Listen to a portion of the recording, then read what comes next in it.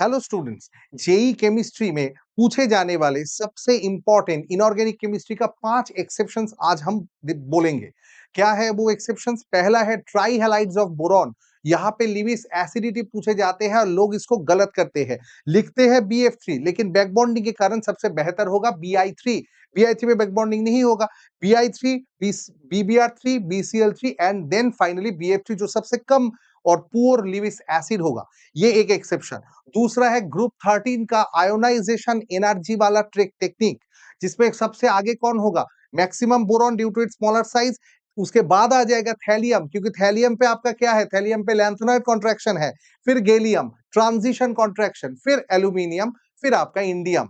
तो सबसे ये एक बहुत ही इंपॉर्टेंट टेक्निक है। ये गया दूसरा। तीसरा क्या आ रहा है?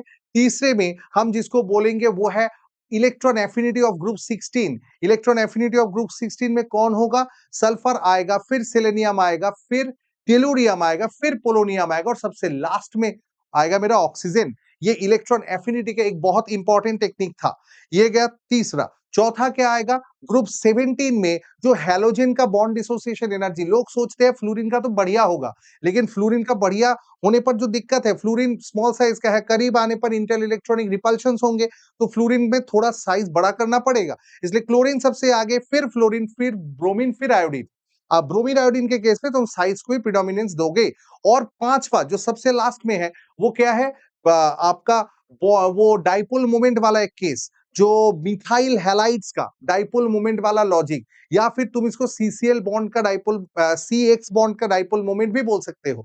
क्या है? Due to larger size and presence of vacant d orbital as well as significant electronegativity difference, methyl chloride में सबसे ज्यादा डाइपोल मोमेंट दिखाई देगा, और वही चीज मिथाइल आपका फ्लोराइड में इलेक्ट्रोनेगेटिविटी ज्यादा होने के कारण भी उसमें डाइपोल मोमेंट कम होगा, क्योंकि उसका साइज छोटा है और हमें पता है कि डिस्टेंस कम होने पर डाइपोल मोमेंट कम हो जाता है। थैंक यू, अगले टॉपिक में मिलते हैं।